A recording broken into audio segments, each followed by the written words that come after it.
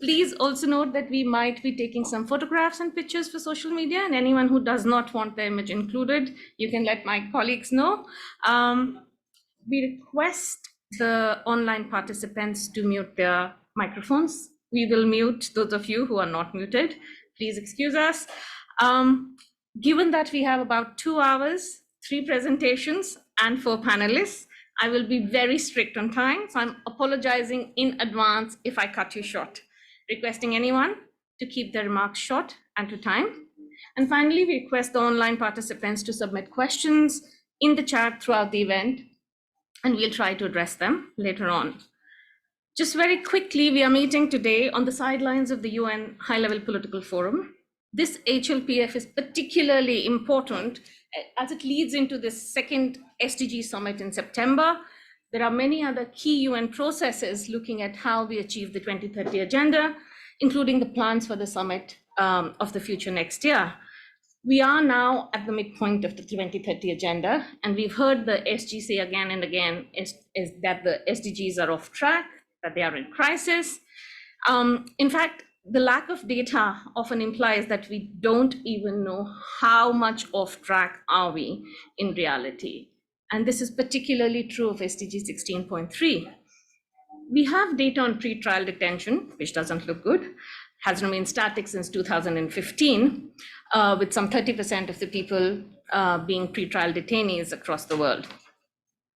We have some data also on SDG 16.3.1, which is on access to justice for victims of violent crime, but only 6 countries have reported on the new civil indicator 16.3.3. And that, I think, is telling in and of itself. But it is not all doom and gloom. We have civil society organizations which have collected data to guide us. Many countries have started doing legal needs surveys, and it's because of this that we do know that there are 5.1 billion people who lack meaningful access to justice. We have the Justice Action Coalition, a high ambition multi-stakeholder alliance of countries and organizations which are working to achieve measurable progress in justice and people-centered justice. In 2021, the Justice Action Coalition agreed on 10 joint deliverables, and some of these deliverables focus on collecting and sharing data and collating data and evidence on people-centered justice. We will hear 3 presentations today, which will speak to some of this. Before I hand over to the ambassador, let me draw everyone's attention to the Justice Appeal launched by the ministerial meeting of the Justice Action Coalition, asking countries, justice actors, and stakeholders to come to the SDG Summit, gathering data on the justice people want and need and how they experience justice journeys. The recent ministerial meeting held in June this year also demonstrated leadership by showcasing progress on people-centered justice, making commitments, including justice financial commitments, and agreeing on a declaration of the Justice Action Coalition. Coming to the business of the day, we will start with a welcome by the ambassador and then go on to presentations from the Justice Action Coalition partners on the 3 of the 10 joint deliverables, followed by a panel discussion. Without much further ado, let me request His Excellency Ambassador Nicolas de Rivière, a permanent representative of France to the United Nations, to say a few words of welcome. Over to you, Ambassador. Thank you very much, Swati. Good morning, everyone. Allow me to welcome you all at the French mission on behalf of France, the Netherlands, and more broadly on behalf of Justice Action Coalition. This event and how the chosen topic is important with regard to the international context, the pushback we are witnessing when it comes to the implementation of the rule of law, and more specifically, the access to justice. I do believe that without equal access to justice for all, there is no real and sustainable social contract. From that perspective, people-centered justice is key. If we manage to leverage data and evidence to put people at the center of justice, then we will finally begin to translate ambitions and speeches into actions, to be result-based oriented, and we need as much accurate and accessible data to do so, data about people justice needs and their experiences of seeking justice. The promotion and protection of human rights. Ja, ze doen een afgestel opname, vind ik best.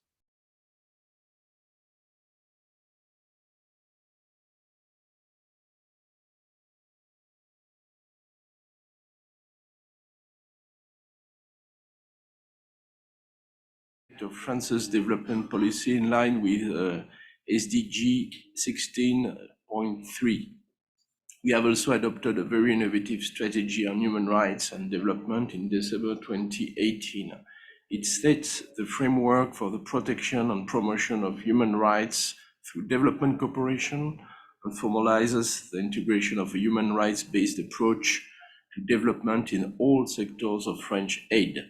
At the operational level, this translates into respect for two fundamental principles: the preventive principle of do no harm, aimed at ensuring that all French-led projects and programs do not violate human rights, and a proactive principle of do maximum good, which aims at integrating the fulfillment of human rights of beneficiaries in the objective of the projects. When implementing this strategy, France focuses on 4 priority areas. One of these priorities, outlined in action plans of the strategy, is to promote access to justice and the rule of law.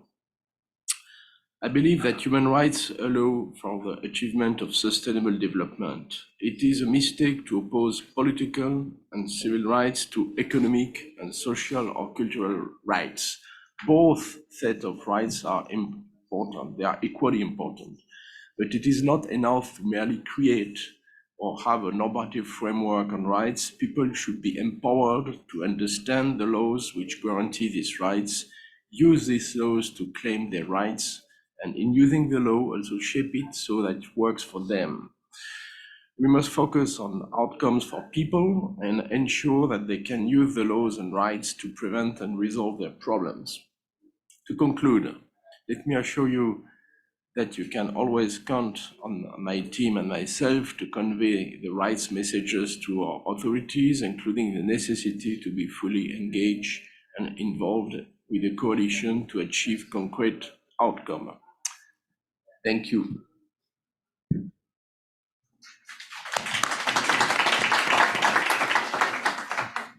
Thank you, Ambassador, for your very encouraging words. Let's move on now to some very exciting data and presentations. I don't know if everyone is as excited by the word data as I am, but but let's start with you, Daniela. Daniela Baba is the Director of Research on Access to Justice at the World Justice Project. In her role, she develops and executes research on a variety of themes pertaining to people-centered justice, including global, regional. Thank you, Ambassador. I think Ambassador had to leave for something. Thank you for joining us, Daria. Sorry, Daniela, in between your introduction. So Daniela, in her role, develops and executes research on a variety of themes pertaining to people-centered justice, including global, regional, and country-specific projects. Daniela will present on the 2023 Justice Data Report. Thank you so much. Good morning. Oh, there you are. Thank you again. Thank you again for joining, be it virtually or in person. I'm Daniela Barba, as Swati just kindly introduced me, and I'd like to thank our colleagues from Pathfinders for Peaceful, Just and Inclusive Societies, as well as the French mission at the UN for organizing this meeting, for hosting us, and for allowing us to share with you all the key findings from the WJP Justice Data Graphical Report. This is a team effort by a small multidisciplinary, multi-location group of professionals at the World Justice Project. The research presented here has received support from the Charles Stewart Moll Foundation and Pathfinders, the Netherlands Ministry of Foreign Affairs, and New York University also supported the last stages of the design and production of the report. So to provide a little bit of background, the WJP committed to contributing to the Justice Action Coalition by preparing a justice graphical report to be presented at the 2023 SDG Summit in September. Because of its length and to use the momentum created by the events this summer, we decided to split the report into 2 parts. We are presenting here the key findings of part 1, and we seek to present part 2 in tandem with the SDG Summit in September.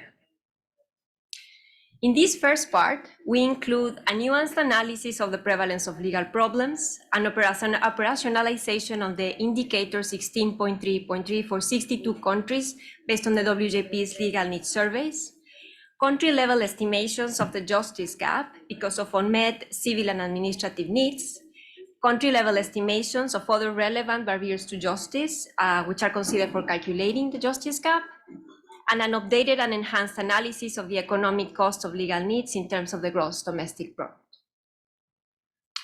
Part 2 will be presented at the SDG Summit, as I just mentioned, and this part explores the main patterns of gender and wealth-based disparities in access to justice, the role of legal vulnerability in access to justice, the capacity and integrity of justice institutions, as well as the effect of the COVID-19 pandemic on these institutions and on people's unmet legal needs.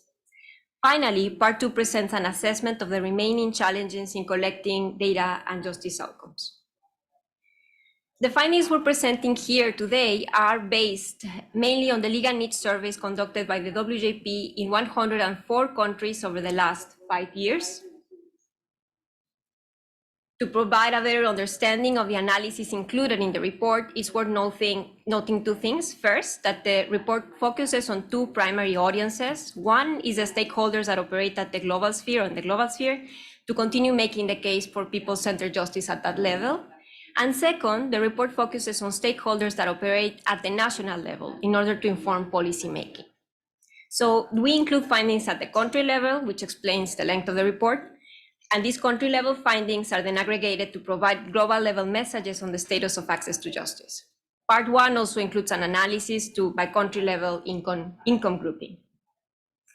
So to illustrate, this graph included in the report shows, for example, the percentages of people with legal needs who face barriers in red to appropriate information and advice by country and by region. More on that soon. In the next slides, I'm going to present the key global findings, so the aggregated findings, aggregating the country-level trends. That said, if you like, you might take some time now to download the full report from our website using this QR code. I recommend downloading the document as opposed to open it on your browser because the file is quite heavy. It's a graphical report. This way, you will be able to jump between the results presented at the two levels of analysis, depending on your focus and area of interest. So turning to the main global takeaways of the report, to no one's surprise, or at least no one in this audience, legal problems are prevalent. In 4 out of 10 countries observed, at least half of the population experienced a legal problem in the 2 years prior to being surveyed. That said, core legal problems, and we say core because of their severity and their frequency, problems related to employment, family, money and debt, housing, and public services, are also significant. In 4 out of 10 countries observed, at least 1/4 of the population experienced core, non-trivial legal problems 2 years prior to being surveyed. Moreover, core problems co-occur or trigger each other at a high rate. For example, people who experienced a housing-related legal problem over the 2 years prior to being surveyed are more likely to face during the same period of time a problem with money and debt by 45%. They are 40% more likely to experience a problem with public services, for example, and so on and so forth. Now, we also find that unmet legal needs are clearly a question of socioeconomic development. This graph here presents a correlation between the prevalence of legal problems on the x-axis and the severity of legal problems on the y-axis. We emphasize with dots here in different colors certain legal problems for illustration. And we find that in high-income countries, frequent problems tend to be relatively less severe. So problems, for example, with noisy neighbors or refunds for damaged goods. However, in low-income countries, severe legal problems, such as access to utilities, are also more frequent. More severe are also more frequent.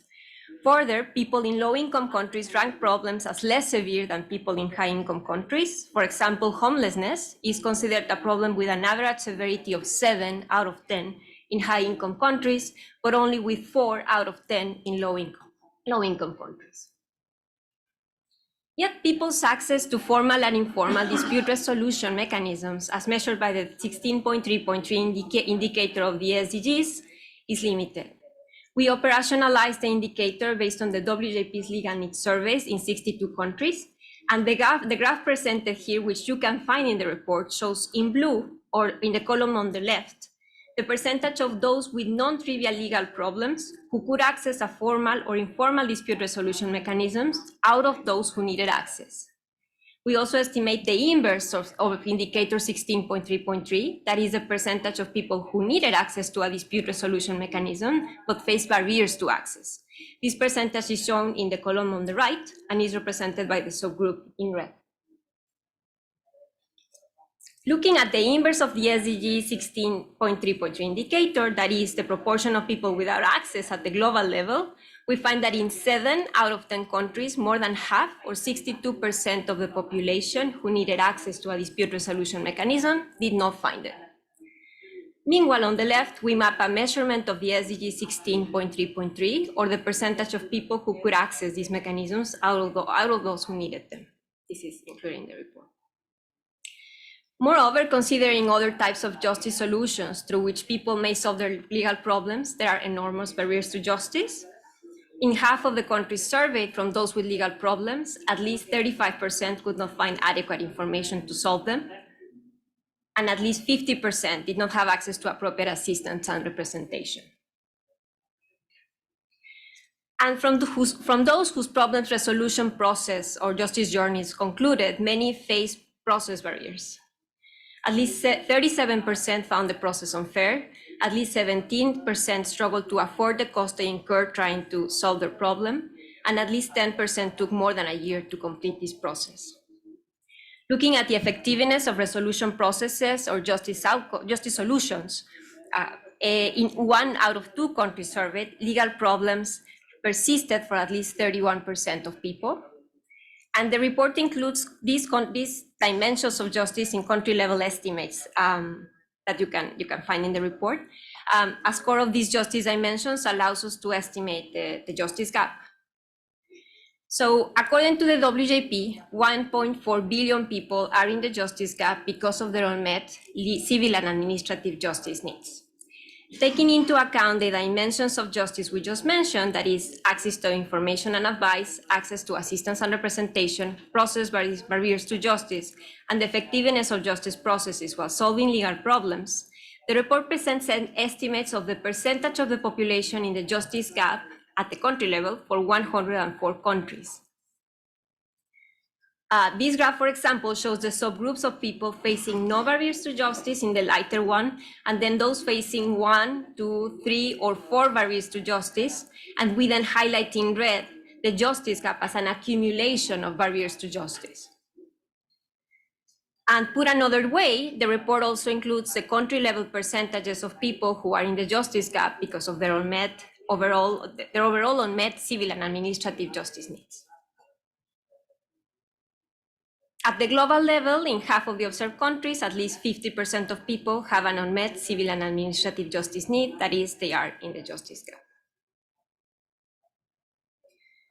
Finally, the report explores how legal problems cause hardships for people and have broader consequences for economic development. It stands out that, on average, the economic cost of legal problems for individuals arising from lost income, health issues, or the resolution of such problems amount to 1.7% of the GDP, with estimates ranging from 0.1 to over 5%. Thank you for your attention. We hope we contributed with this report to our understanding of the status of global access to justice, and that we sparked a conversation on data and evidence for people-centered justice. Stay tuned for part 2 of the report in September, but in the meantime, we hope you can share widely to amplify this research.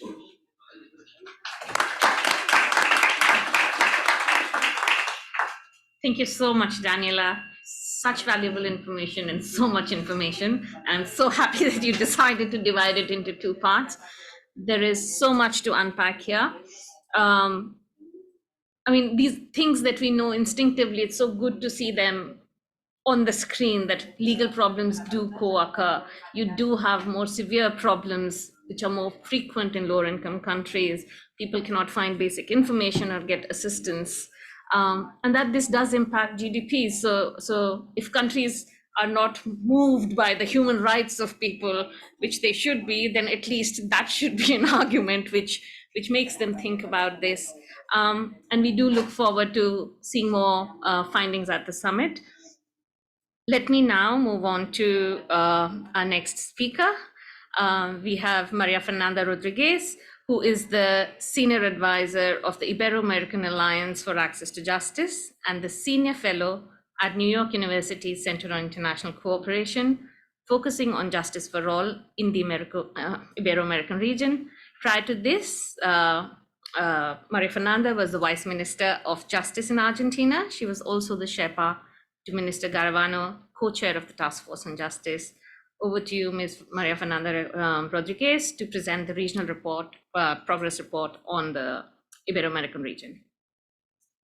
Sorry, I should also mention that you will be speaking in Spanish. We will have consecutive translation into English, so we may take a little bit more time here, but over to you. Thank you.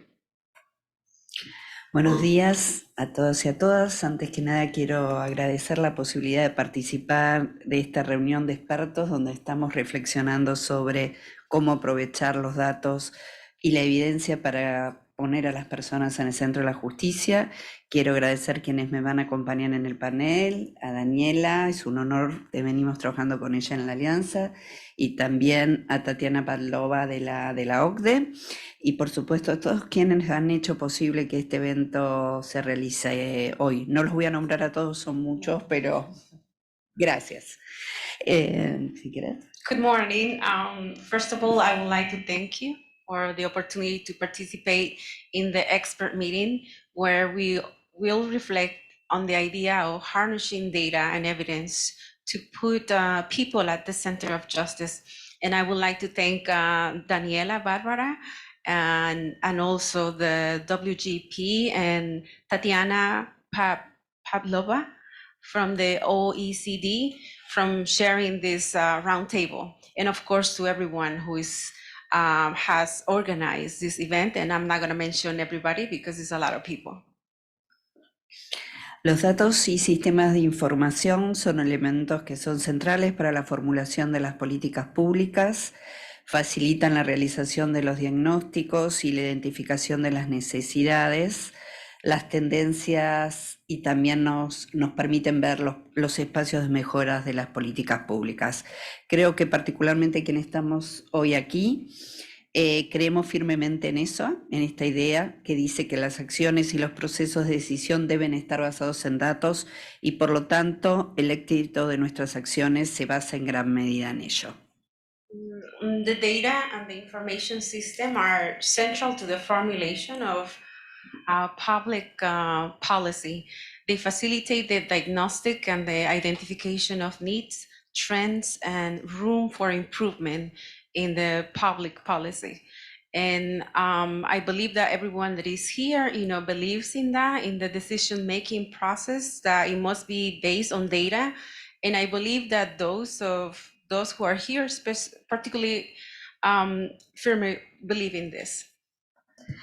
Como se ha dicho aquí, algunos de ustedes saben, fui durante los años 2008 y 2019, tuve el honor de acompañar al ministro de Argentina, Germán Garavano, como Sherpa del Grupo de Trabajo de Justicia, que generó el informe Justicia para Todos, donde paradójicamente y casi contradiciendo el título, lo que mostramos al mundo fueron los dramáticos números de la brecha de justicia. En ese informe dijimos que había 5.1 mil millones de personas que estaban fuera de los beneficios que brinda la ley. Creo que todos los que estuvimos ahí sentimos el enorme peso y la enorme responsabilidad de tratar de cambiar ese estado de cosas. De alguna manera, revelar esto al mundo conlleva una responsabilidad muy grande. En mi caso personal, junto con mi compañera de aventuras, Karina Gerlach, compartimos un sueño común, que era hacer conocer estos datos en nuestra amada Latinoamérica y a la vez mostrar todo el entramado de valiosas prácticas y acciones que había en ella, el cual no se veía reflejado con los ejemplos, al menos como nosotros queríamos, con los ejemplos citados en el informe Justicia para Todos.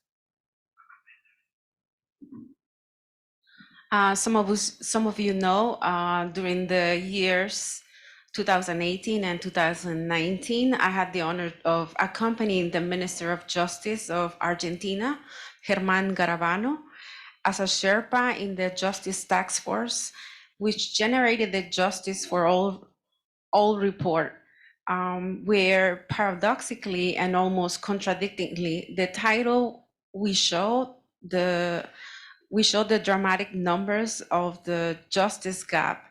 In the report, we told the world that 5.1 billion people were outside of the benefits provided by the law. I believe that all of us who were there felt enormous weight and responsibility of trying to change the state of affairs in a way to reveal and show carries with its great responsibility. In my personal case, together with my partner in crime, Karina Gerlach, we share a common dream to make this data known in our beloved Latin America, and at the same time show the world, show the whole network of actions that exist in it, which was not reflected in the examples as we wanted for it to be like that, cited in the Justice for All report. Ahora quiero presentarles mi región. La región iberoamericana está conformada por muchos países que comparten una historia, una tradición jurídica y un idioma común. Y esta situación le ha permitido a diversos actores del sistema de justicia conformar espacios y redes comunes. Estos espacios han tenido como objetivo, por un lado, fortalecer la comunidad de pares en la defensa de los intereses comunes, por ejemplo, independencia judicial, pero también ha tenido como otro lado que ha estado vinculado a mejorar la calidad de los servicios de justicia que prestan. Entonces tenemos fiscalías y defensorías públicas generales, jueces, ministros de justicia, abogados y sociedad civil nucleados en asociaciones que trabajan en proyectos que impactan en toda la región.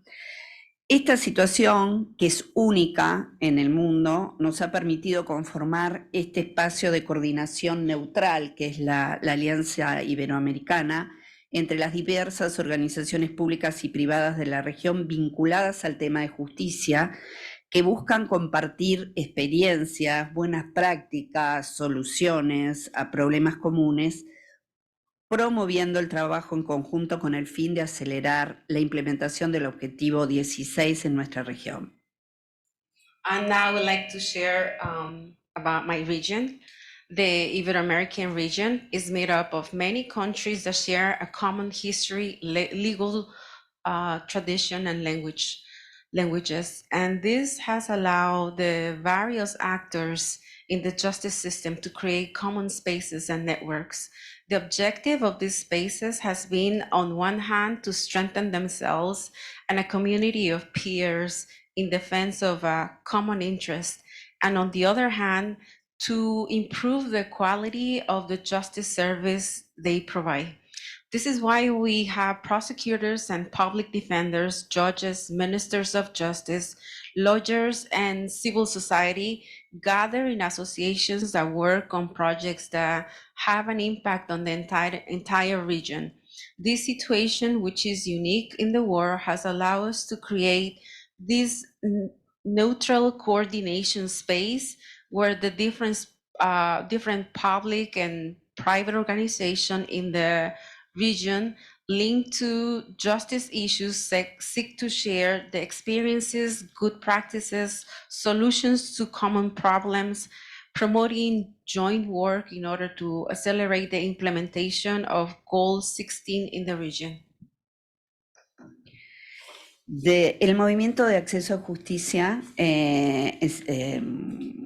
llegó a su punto más culmine en la región iberoamericana en el año 2008, a su máxima expresión, con un documento de soft law, que fueron las 100 reglas de Brasilia, que adoptó la Cumbre Judicial Iberoamericana, donde se asumía el compromiso de generar servicios de justicia que contemplaran las barreras que impedían a ciertos grupos acceder a la justicia.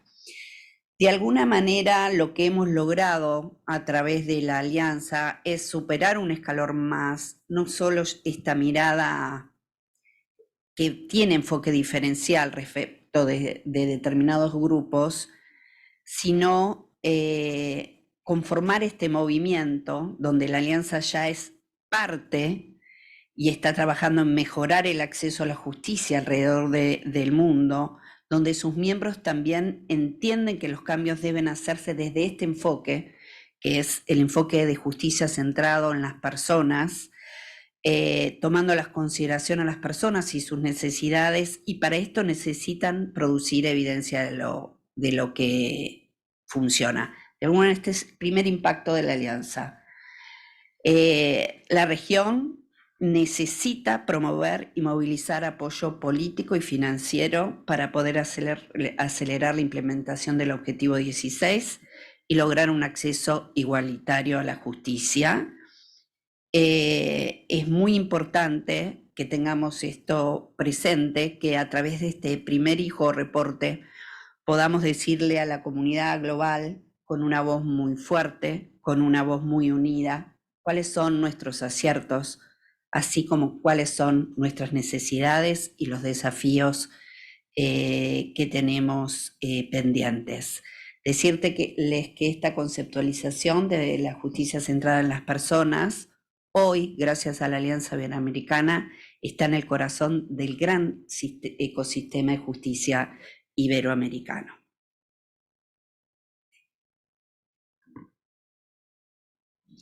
The movement for access to justice for people the movement for access to justice for people in vulnerable situations in Ibero-America reaches its peak in 2008 when during the Ibero-America Judicial Summit, a document called the 100 Rules of Brasilia was developed and subsequently adopted through the region. In this document, for the first time, a commitment was made to generate justice service that will address the barriers to justice that prevent certain groups of people to access justice. And today, thanks to the joint work of all the members of the Alliance, we can say that this conceptualization of people-centered justice is the heart of the great Ibero-American justice ecosystem. The Ibero-America Alliance is already a part of global movement that is working to improve access to justice for people around the world. Its members understand that changes must be made from a people-centered approach to justice, taking into consideration people and their needs, and for that, they need to produce evidence of what works. The region needs to promote and mobilize political and financial support in order to accelerate the implementation of SDG16 and achieve equal access to justice. That is why it's very important to present to the global community with a strong and united voice its successes as well as its needs and pending challenges. Sí. Sí. Poquito. Solo vamos a presentar unos pocos datos de lo que es el reporte iberoamericano. We're just going to show a little bit of reports of Ibero-American. El reporte se divide en 3 secciones: data e innovación, marco normativo regional y no dejar a nadie atrás. The report is divided in 4 dimensions: access to information, access to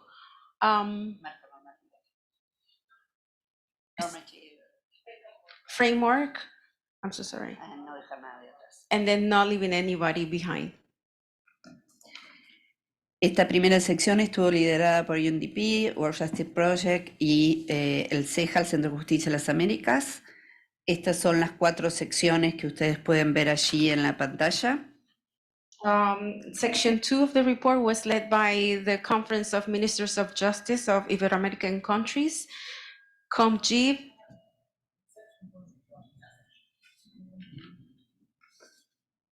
Estamos hablando. No, estamos aquí.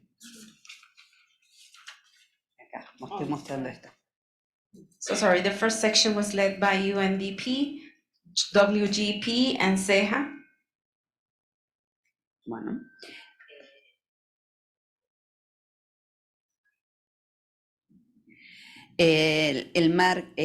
Estos son algunos de los datos que hemos trabajado conjuntamente con el World Justice Project en una mirada específica sobre la región. Tenemos un 34% de la población con necesidades jurídicas insatisfechas. Tenemos que el 43% de las personas que tienen problemas de justicia no acceden a información adecuada, que el 21% de las personas tienen problemas persistentes legales aún después de haber resuelto los problemas, y que el 29% que declaró que tenía un problema ha tenido repercusiones tanto en su salud como en las condiciones económicas de vida.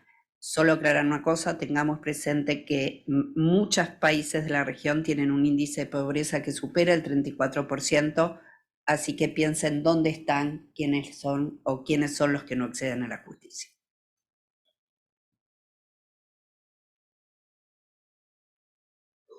So this is some of the data that we collected. 34% of the Ibero-American population has unmet legal needs. Unmet legal needs are part of the daily life for more than 1/3 of the population of Ibero-America. 43% of the people who experience a justice problem report indicate access to legal aid. 21% of people with justice problems face persistent legal problems even after they have reached an official result of their case. 29% started the problem impacted in their health, while 26% stated that it impacted their livelihoods. So if you can see, 34% of the population has unmet legal needs. So you gotta ask where they are and who are these people. Bueno, en la segunda sección, esta era la primera, les presenta, fue elaborada por la Red de Empoderamiento Jurídico, la FIAP y la CONJIP, la Conferencia de Ministros de Justicia de Iberoamérica, y presenta una iniciativa que busca construir una convención sobre acceso a justicia. Esa convención es un hito de los esfuerzos que se están haciendo a nivel global en esta región, particularmente. Sería el primer instrumento internacional vinculante de todo el mundo destinado a garantizar el acceso a justicia para todos, y presenta una oportunidad única para abordar las lagunas y desigualdades en el acceso a justicia a la región. Y lo que pueden ver en el slide es cuáles son los hitos sobre los que se va a trabajar.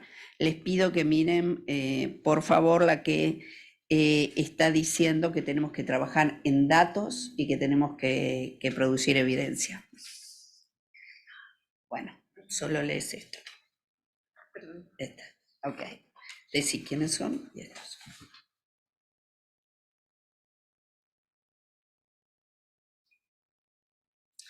Section 2 of the report was led by the Conference Minister of Justice of Ibero-American countries, COMGIP, the Grassroots Justice Network, and the International and Ibero-American Foundation for Public Administration and Policy, with the collaboration of ACIJ and DPLF. The convention is a milestone in effort to promote access to justice worldwide. It will be the world's first binding international instrument aimed to ensure access to justice for all and present the unique opportunity to address the gaps of inequality to access to justice within the region. The following topics are presented in the structure of the convention. Siguiente, Filmina. Finalmente. Finalmente, la sección 3, cuya preparación fue liderada por la Asociación Interamericana de Defensores Públicos. Esta es una organización muy importante en países con alto nivel de pobreza, tener defensa pública gratuita. La Asociación Ibero-Americana de Ministerios Públicos, que son las fiscalías, y la Red Pro Bono de las Américas, con colaboración de Red Lab y de ILANUD.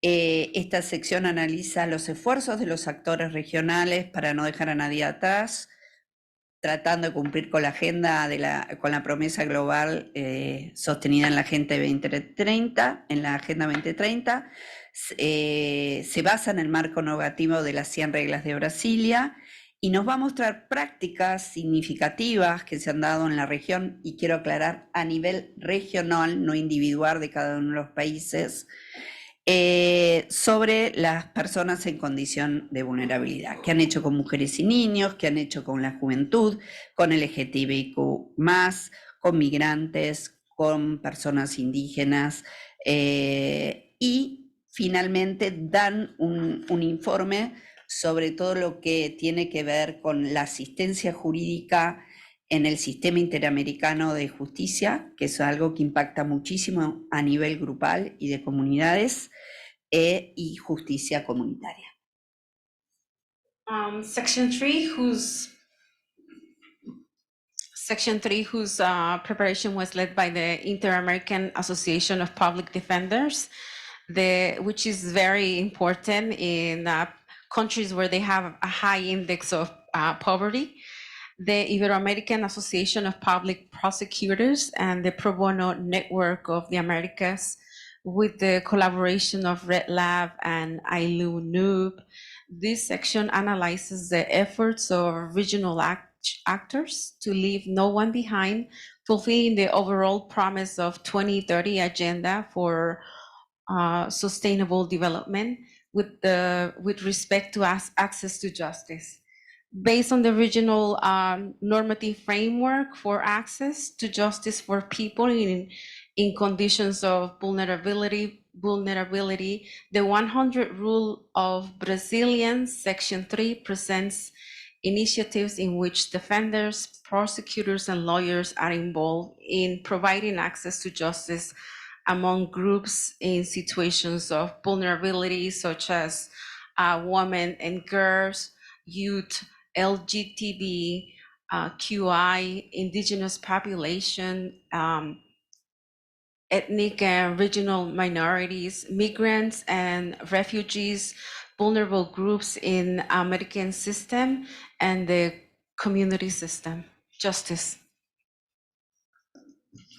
Perdón por el exceso de tiempo, pero finalmente muchas gracias a todos por darnos esta oportunidad y ojalá podamos seguir trabajando juntos para que en esta región, la más inequitativa del planeta, la justicia sea una realidad para todos y todas. Thank you a lot for allowing me to speak, and I'm sorry for taking so much time, and I hope that justice can be given to people who need it the most in these different countries.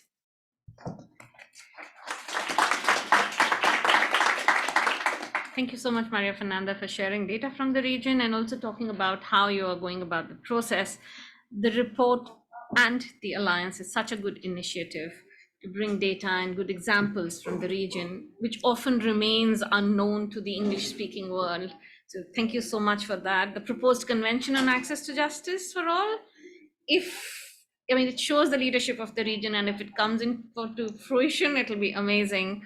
So all the best to you and the Alliance for moving forward. Mindful of the time, we will now move to our next speaker who will join us online.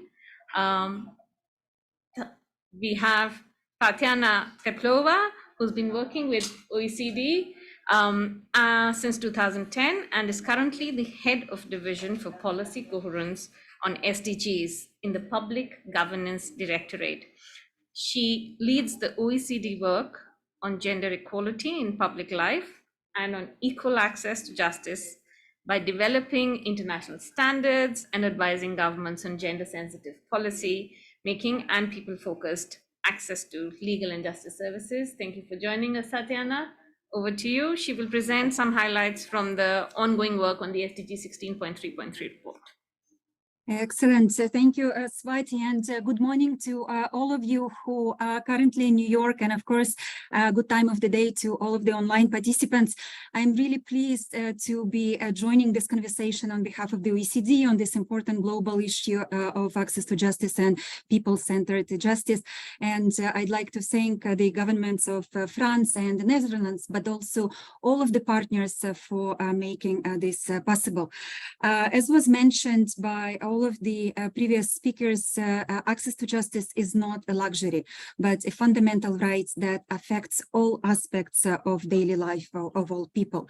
And we also know from the World Justice Project data that billions of people around the world live at the margins, lacking meaningful access to justice, and that this injustice is not distributed randomly, but indeed reflects and exacerbates structural inequalities. And perhaps, Leah, we can move to another slide. Yes, so that, yes, we can follow some of the points here. And we know, of course, all of the partners in the room, including the virtual room, we know that the inclusion of a standalone goal 16 on justice in the SDG agenda was in itself a crucial step, along with the introduction of the new indicator 16.3.3 to address this global gap and also to advance measurement of access to justice from a people-centered perspective. At the same time, as already anticipated by Swati at the beginning of this meeting, as we approach the halfway mark towards achieving the SDGs, we face a significant obstacle, which is the lack of a comprehensive and reliable data to monitor progress at the country level. In 2022, the first year for reporting on this indicator, only a few countries reported data, namely 6 countries, which highlights the urgent need for enhanced data collection efforts. And here I'd like to stress that while all SDGs are essential for achieving sustainable development, SDG 16.3.3 can really be seen as standing out as a distinct and critical target that deserves special attention. Let me maybe highlight a few reasons why we consider it to be a unique indicator. First, it recognizes that access to justice is not just an outcome or a byproduct of development, but indeed an indispensable pillar for sustainable and inclusive society. It also takes a people-centered approach to justice by emphasizing the importance of equal access to justice for all individuals, regardless of their circumstances, gender, age, or any other characteristic. And here, to do this, the indicator goes directly to the people for insights normally through a representative population survey. And here it also goes beyond legal systems and formal institutions to encompass the broader concept of justice, which includes legal, social, and economic dimensions, and also the delivery of justice to people through informal dispute resolution agencies. But most importantly, it is one of only 2 indicators in SDG 16 that measures the action that is taken by ordinary people when confronting legal disputes, and also the indicator that monitors specifically the people's access to justice services. And here I'd like to underline the access to the services over a wide range of legal dispute types. So that's the reason why we consider this indicator really, really crucial for the advancement of the access to justice agenda. So if we move to the next slide, please. And as such, as part of the deliverables for Justice Action Coalition and jointly with our partners, Pathfinders, co-custodians for this indicator and measurement experts, we have conducted research over the past few months looking at the reporting of data in this first and the only round in 2022. So we've done desktop research. We've also also analyzed the data that was reported by countries, both the data that was submitted formally through the system, but also through the follow-up questionnaires. We conducted in-depth interviews with a number of country representatives. Some of you may be in the room or online, including national statistics offices, justice ministries, including from the countries that have reported on the indicator, but also some of those that did not report data. And these were complemented by the interviews with some experts in the area of legal needs assessment and SDG 16.3. So what did we find? Next slide, please. So here, overall, the research highlighted some good practices when it comes to data collection in countries such as Canada or Colombia, and also that can offer many valuable and interesting insights and lessons learned for other countries. We also saw growing awareness of the indicator, but of course, this is not enough, and I will talk about this later in this presentation, and of course various efforts undertaken by the partners, by co-custodians, but also at the country level to increase awareness of these indicators. At the same time, we did see a range of challenges when it comes to collection of the data on this indicator, and of course measurement experts in the room would not be surprised by these challenges, but nonetheless we really felt that it was important to start talking about those and to start building our common capacity both at the global and country levels to actually improve our efforts in collecting the necessary data. So let me highlight just a few of them. First is the fragmented institutional framework for data collection at the national level in some countries. We know from the broader work on access to justice that enabling access to justice involves multiple actors, including government agencies, be that ministries of justice or ministries of the interior, in some countries depending on the configuration, statistical offices, judicial bodies, social service providers, community institutions, and so on. But then we also know that these actors often operate independently, and which can in turn be leading to fragmented data collection efforts as well as uneven coordination. It is also important to mention that the SDG 16.3 specifically is a tier 2 indicator, and thus it's essentially requires new data for most countries. So to collect this data, countries need to conduct a population survey, which in turn requires dedicated focus within countries' national statistical systems or some other forms of collecting this data and integrating this survey in the survey programs. And again, of course, this underlines the importance of coordination, because of course this dedicated focus is likely to occur when different government agencies work together, also among themselves, but also with the external partners. Another challenge is the persistent limited awareness of this indicator, and here to be the approval of this indicator, and which immediately, which took place immediately before the arrival of the COVID pandemic, probably also had an effect on the overall level of awareness. But here, perhaps mention resource constraints that were highlighted as yet another challenge. Here we've heard actually from quite a few representatives of countries that collecting comprehensive data really requires significant investments in infrastructure, technology, training, and personnel.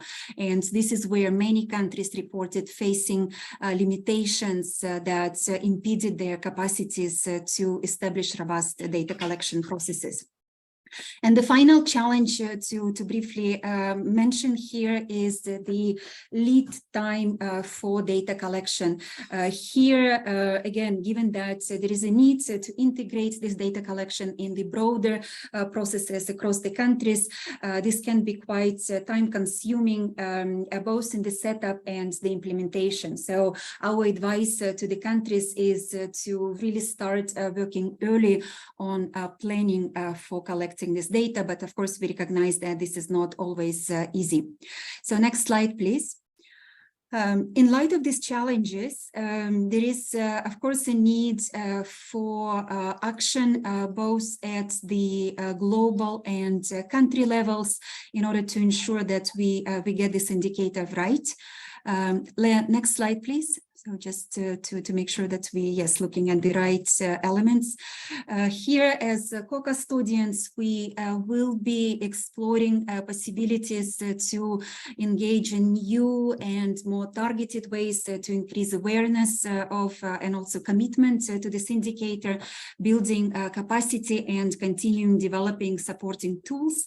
But then also at the country level, we identify a range of recommendations. First is the importance of considering to prioritize data collection for this indicator by integrating it in national statistical plans and strategies.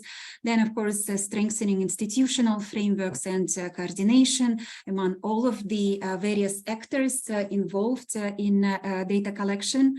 There is also potentially a need for some flexibility for data collection models by, for example, engaging a broader range of actors such as accredited survey agencies to conduct surveys and to help statistics offices and government agencies to collect the right data. And then, of course, yes, the continued need to enhance awareness and capacity building, as well as international collaboration and knowledge exchange to really learn from each other experiences and good practices.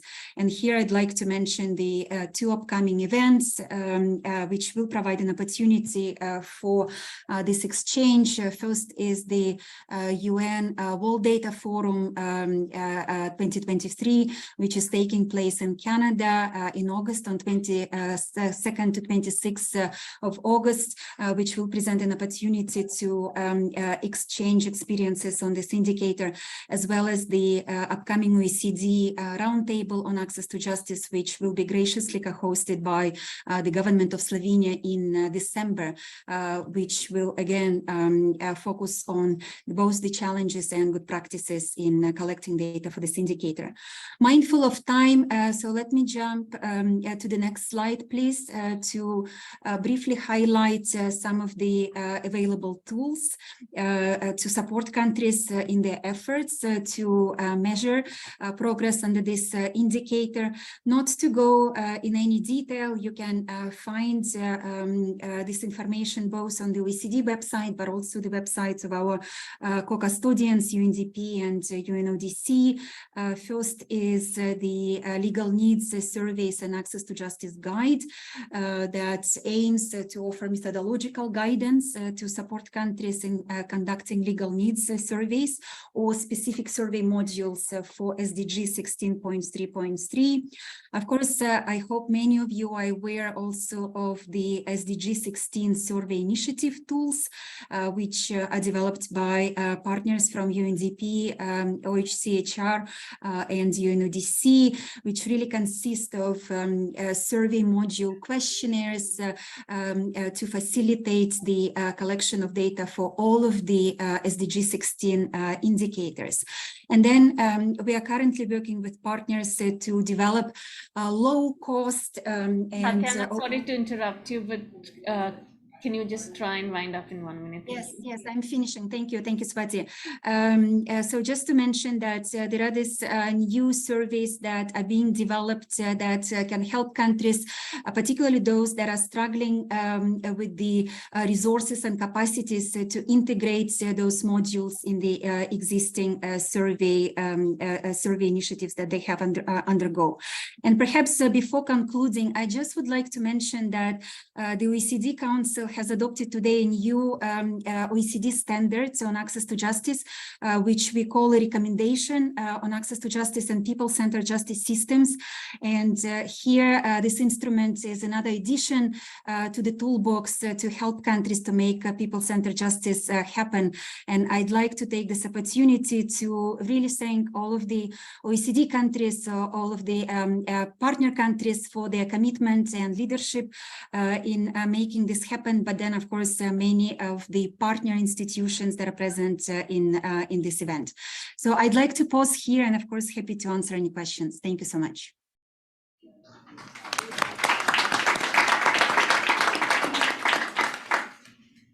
Thank you so much, Tatiana, and thank you.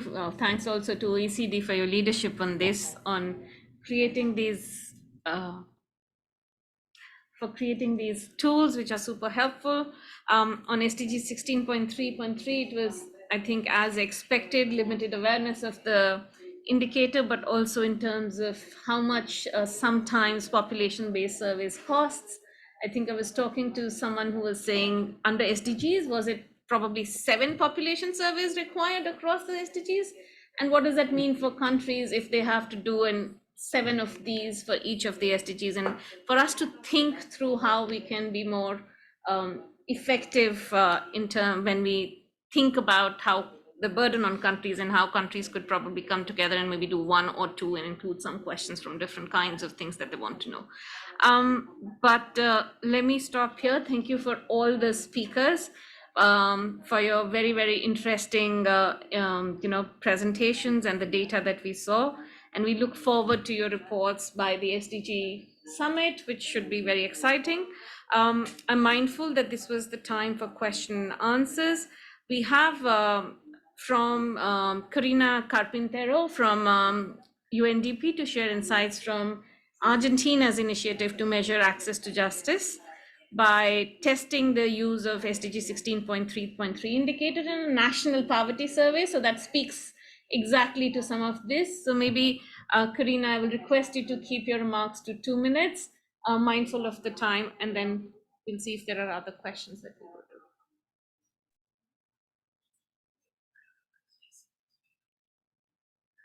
Thanks, Swati. Good morning, everyone. Thanks to all that facilitated such an important side event and all the speakers so far for the great presentations and impressive work. Having heard the 3 presentations, and especially the one of the Ibero-American region and on the SDG 16, congratulations to the Secretariat and Maria Fernanda and Karina for all the Pathfinders team. It's a great contribution to our region, and we would like to share at least 3 points from a recent innovative report we work from the country office in Argentina with the support of our regional hub and the global program. This was a testing on the SDG 16.3.3, in which we tried to put together these 2 dimensions of human development, justice and poverty. So at least there are 3 points we would like to share now. The first one is that we designed an access to justice module and ensured its integration into a national poverty survey that is conducted in Argentina for the last 2 decades. And we put together this effort with the academia. By doing so, we aim to evaluate the everyday justice experience of poor people and to analyze how unaddressed legal issues or lack of access to justice contribute to rising poverty levels. So the second aspect is that we introduced a holistic approach to gathering data on poverty and justice. And by doing that, we uncover linkages between poverty and legal capacity with an interdisciplinary team between poverty and justice specialists that open a really nourished dimension to put those two fields working together. But finally, the third point, which is I believe is one of the most important, is that we were able to apply a people-centered justice lens in data collection and most importantly, the analysis and the gathering of all the different aspects when looking at data. What is data telling us, and what is data is supposed to help us to move forward this agenda. So we were able to explore and visualize data on legal capability in Argentina, which expressed from a legal awareness perspective the impressive and concrete barrier, the lack of identification of a legal dimension of a social problem can represent in access to justice in countries like Argentina and many of our regions that has more than 40% of levels of poverty in its population. So I don't want to take more time, but just to share that the report is available. It's still in Spanish, but it has the different aspects we work. If we didn't have applied a people-centered justice approach, I think the lecture of what the SDG 16.3 can help us move forward wouldn't be as rich and complete as we aim this testing to be. So I am more than happy to be here today to share and to contribute to all what these stakeholders are moving forward today. So thank you so much, Swati, for the space and for the organizers. Thank you so very much. I'm mindful of the time. We are also waiting for one of the online panelists to join from HiiL. Just one more question that was there online, maybe, and that's directed to you, Maria Fernanda. So this question is from Alan, who basically says that poverty is a persistent and pervasive problem, which is outlined in the presentation. What partnerships are in place now that are used to inform your work? For example, are you in dialogue or research with principles from SDG 1, 4, and 10? What has been the result?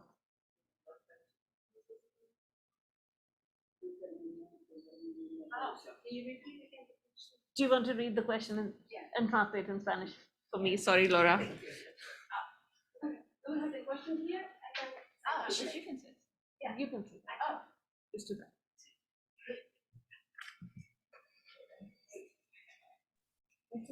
This question. Okay. La pobreza es persistente y es un problema muy grave, como lo describiste en la presentación de aquí en la región. ¿Qué alianzas se encuentran en este momento que han sido usadas para informar el trabajo de la alianza? Por ejemplo, ¿qué diálogos o investigación respecto, por ejemplo, principales que tengan relación con el ODS 1, 4 o 10? ¿Y qué ha sido el resultado? Okay. Bueno, coincidimos en que la pobreza es un problema central en la región y esa inequidad se traduce en falta de acceso a la justicia también. Las alianzas que estamos realizando las hacemos con los miembros que conforman estos foros específicos, fiscalías, defensores, sociedad civil, como bien contaba recién, y estamos trabajando, por ejemplo, el informe que señalaba recién el PNUD, demostrando esa vinculación y cómo esa falta de acceso produce consecuencias en la posibilidad de educación de las personas, como produce consecuencias también en el acceso a la salud o en el reconocimiento de estar viviendo, por ejemplo, en un lugar donde hay problemas ambientales graves que afectan su salud. Digo, hemos, por ejemplo, en este trabajo que refería recién, mostrado evidencia muy clara sobre la conexión entre pobreza, falta de acceso a justicia y negación de derechos básicos que se vinculan con la posibilidad de un desarrollo inclusivo, ya sea educación, salud No sé si me extendí mucho en mi respuesta. And the problem,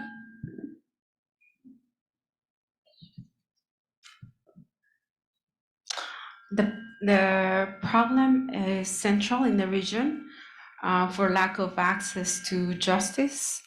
And we, like I have mentioned to you before, we are working in alliance with the district attorneys, the defendants, the public defenders too.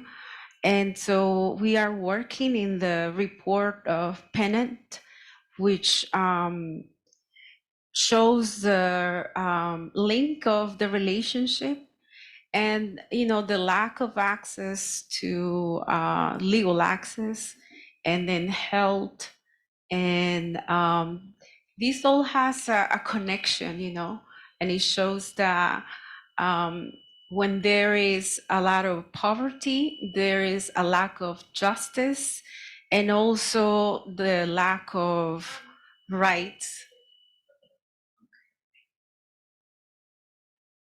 Really quickly, just to translate. What Maria Fernanda was saying is that, yes, poverty is a central problem, and inequality is translated when it comes to talking about access to justice. And the different alliances, as mentioned through her presentation, highlight different partnerships with public defenders, attorney general's offices, and UNDP, just as was stated, does the link with their report in Argentina, and shows exactly what are the consequences for people that go beyond, just access to justice, and how that affects their health, how it affects in terms of environment, and this clear evidence that poverty is directly linked towards justice or other health problems. Thank you. Sorry, I'm not an expert, sorry. Thank you once again for the questions as well as for the presentations. I'm mindful of the time. We are very delayed. Let's move on very quickly to the panel discussion. Without much further ado, I will come to you, Betsy. Elizabeth Anderson is the Executive Director of World Justice Project, advancing rule of law through research, advocacy, and support for a global stakeholder network. She was previously the Director of ABA Rule of Law Initiative and Executive Director, American Society of International Law. I think we all know you, Betsy, so I will not give more details on that, and thank you for joining us today. Can you tell us why is it necessary for us to have this discussion at all? There are competing priorities, collecting data is very difficult, resources are scarce. Is data and evidence really that important, or is it is it a buzzword that we have now said, okay, let's collect more data? Can you please help us understand the importance of data and evidence within the context of people-centered justice?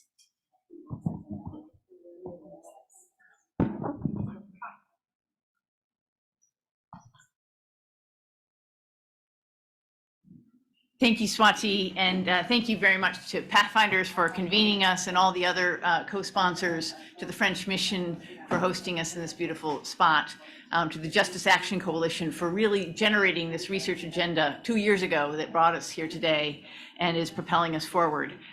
It's a great question, Swati, and maybe seems obvious in this room where we've got a bunch of data geeks, but I think we need to answer that challenge to others outside of this room. It does sometimes seem very wonky, and it is expensive, and so is it important?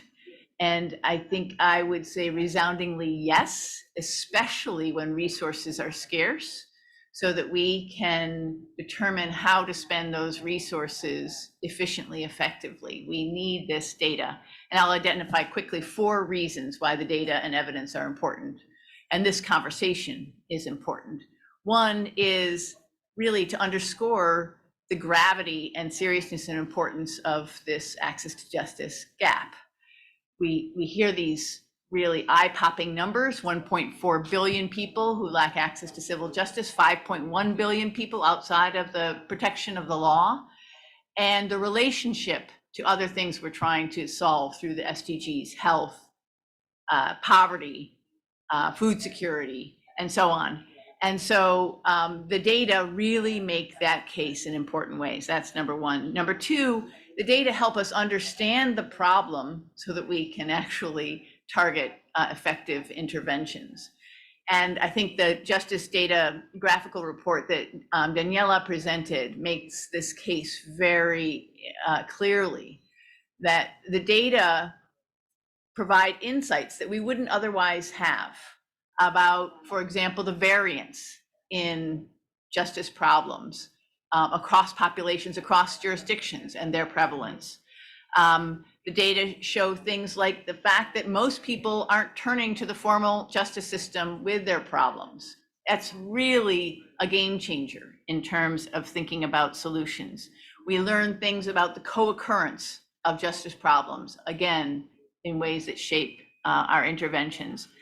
And then the finding about the fact that even those who access justice are dissatisfied with the outcome is sobering and requires reflection and will change our interventions. So understanding the problem is a second reason. Third, we need to be able to measure our progress and identify the interventions that are working. And that is an important to do. And finally, as several speakers have already underscored, the importance of this conversation is, given how important data is, we also have to grapple with the fact that the justice data ecosystem is weak. We see this over and over again in jurisdictions across the globe, that compared to other sectors, we in the justice sector are far behind in terms of gathering data, understanding data, and using it effectively. So that's where this kind of conversation is really important and can help us move forward. Thank you, Betsy. We were to have Dr. Martin join us from HiiL, but I think something's happened. He's not been able to join us. I am going to put Adrian, you on the spot. You will probably regret joining us, but if data is so important, he hates me. If data is and evidence is so important, why would you say is it not featured so prominently in terms of justice policies, in terms of justice toolboxes? Is it about what would be the impediments? Are these costs?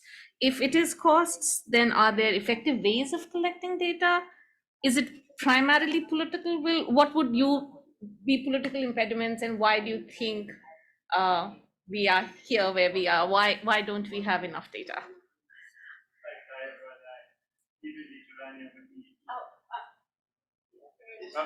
Red means it's off and green means it's on. Thank you, and not just on Zoom.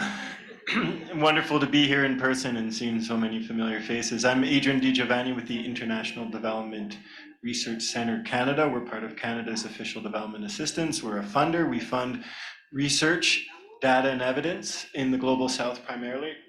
And we hopefully can make it to these global discussions on these important questions. I think we've always talked, it's the last point I think Betsy made about the weak data ecosystem on justice, and I think we talk about it's a vicious cycle, or hopefully one we're flipping to a virtuous circle, where there was no data to make the case to invest in better data to then generate better data, which was really more about cases for investing in justice systems and the right kind of responses. So if everyone's, for the large majority, not going through judges and lawyers, don't maybe set up your assistance on justice for basic needs around judges and lawyers, have a larger complementary set. So that's not to exclude fundamental pillars of rule of law from the discussion, but expanding and bringing different paradigms. And so what we've tried to do in recent years is just to support some basic data and evidence collection around basic justice interventions, some more focused on the actual quantitative data around what does it cost and what do you get out of justice systems, others on more the structural justice challenges that came out the WJP, like access to utilities is not an individual problem, it's a community-wide and usually speaks to much larger challenges of inequality in society. And so we try to go around both, some more qualitative, some more quantitative evidence, and it's quite powerful, but then we're still learning methodologies. We're still trying to find ways to support organizations that are actually at the front line of justice delivery and responding to huge challenges, to find ways, time, and resources to build in data collection around their interventions.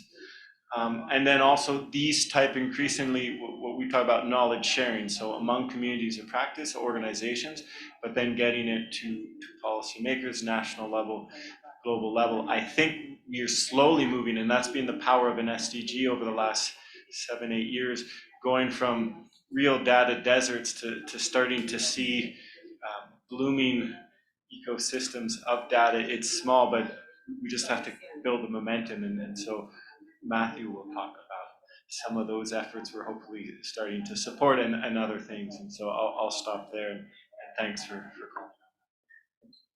Thanks, Adrian. Sorry to put you on the spot. Maybe if I could go back to you, Betsy, before I come to other panelists. Through the presentations and just now, some of the impediments I think that have been mentioned for us are, there was lack of data to push for the importance of data. I think we talked about costs. I also highlighted that, and of course, political will, how important justice is in local politics, and to talk about it. And sometimes when you collect data, you end up showing that we are unable to serve so many people. So many countries will not perhaps be interested in collecting data because it ends up showing things that you don't want in the public domain. Given all of this, are there ways for us to move in the direction that we are starting to move in this in the justice sector? Are there good examples? What would move countries to collect more data? How can they do it more cost effectively? Are there any things that you might want to reflect on? Yes, thank you very much. Yes, there are emerging good examples. I think we heard about the UNDP work in Argentina is one example of a quite collaborative effort that is showing promise for then integration into policymaking. We have seen other places where there's been that kind of initiative. I just heard about one last week, the Thailand Institute of Justice, which is a think tank closely associated with the government, use the OECD Access to Justice or Legal Needs Survey guide to undertake a legal needs survey, and now is working with the Ministry of Justice to act on those findings in I think impressive and promising ways. In Canada, the Ministry of Justice has worked very effectively both with civil society organizations and academic institutions to undertake legal needs surveys with a focus on vulnerable populations, particularly indigenous populations, and then feed that into policymaking. So we see some of these examples emerging. We need more of them, and to tell the stories about the success that that this kind of study generates and the progress that it can show over time. And in order to get past some of the issues around political will that you've identified. Thanks, Betsy. My colleagues tell me that Martin is also online. Thanks for joining us, Martin. Martin, hope everything is fine. Would you want to maybe come in and quickly reflect on this last question, perhaps, in terms of, so what we, I don't know when you joined, but what we basically were looking at the importance of collecting data and what are the challenges in collecting data, and if there are some good practices in how do we overcome the impediments or barriers in collecting data. Would you like to maybe in 2 or 3 minutes quickly reflect on that? Thank you. Yeah, sure. And apologies, just time zone issue, calculated it badly. So some good examples following on what Betsy said. In Colombia, the national government through the Department of National Planning is already conducting a couple of legal needs studies, one in 2016, one in 2020, one in 2022. And the really interesting thing there, it is first a national authority. Second, it is the Department of National Planning, which is some sort of a think tank within the public infrastructure, which is gathering data and then going to the line ministries and saying, hey, look, these are the problems, these are possible solutions. So the very fact that they do that is already interesting. We are now working on a project in Colombia, and part of it is to work with DNP, the Department of National Planning, to help them make sense of the legal needs data and to move forward towards some action.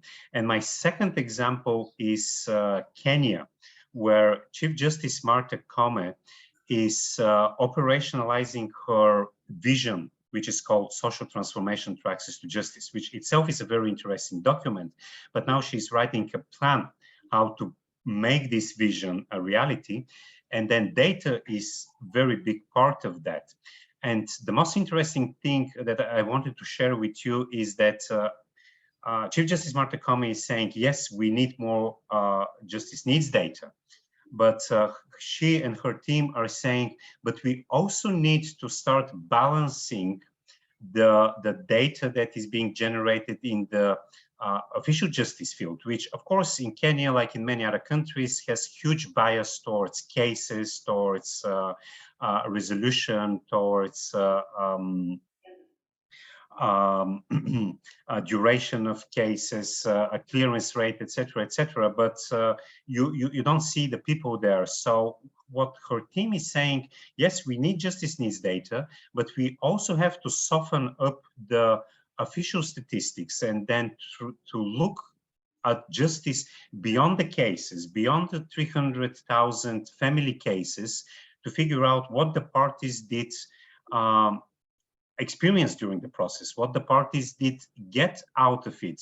And literally, what I really love about this example is that the people in Kenya, the decision makers are saying, we need to move from process and outputs toward outcome. I know it sounds terribly bureaucratic and a bit of a project jargon, but they are saying we need to go from number of cases to what justice is bringing to people, how these 300,000 cases, what do they mean about the children in these cases, about the parents, about the families, about the communities, about the businesses in these communities, which I think is fascinating. So Swati, just limiting to 3 minutes, I think these are really interesting cases. Thank you so much, Martin. And sorry, I apologize, I didn't introduce you. So Dr. Martin Gramatikov, for those of you who don't know him, I'm sure most of us do, is a leading expert in using empirical legal research in the fields of access to justice, dispute resolution, and human rights. He's the program director at KUCS HiiL. Thanks, Martin.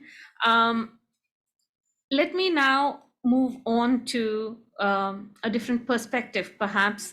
Again, going online to Gulshan Gule, who's an interdisciplinary researcher working to examine and reimagine the relationship between technology, society, and power. She's also a young justice leader, a cohort, which is a cohort of global change makers convened by Pathfinders. And she, as part of the Young Justice Leaders, she critically examines the role of data in achieving people-centered justice and promotes the role of data justice in building more fair and inclusive societies. Gulshan, thank you for joining us. Can you please tell us, from your perspective as a young person, what are some of the risks and barriers on the one hand, as well as opportunities and solutions on the other when it comes to people-centered justice, data and evidence? Thank you. Well, hello, everyone. Good afternoon from London. This has been an amazing event, and thank you very much. I'm really honored to be on the panel today. So again, conscious of time, I'll limit my points because I think we can talk about every little point that's been made here. It can become a one-day event.